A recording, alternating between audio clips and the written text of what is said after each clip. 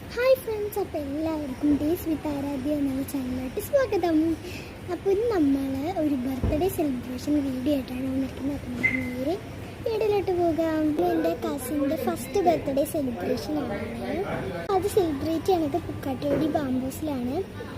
അപ്പോൾ ഇന്ന് നമുക്ക് ഇവിടുത്തെ വിശേഷങ്ങളൊക്കെ കാണാം. ഒരു ഹോള് വരുന്നത് കറിച്ചട്ടി റെസ്റ്റോറൻറ്റിൻ്റെ ബാക്ക് സൈഡിലായിട്ടാണ്. നമുക്കിവിടുത്തെ വ്യൂ കാണാം.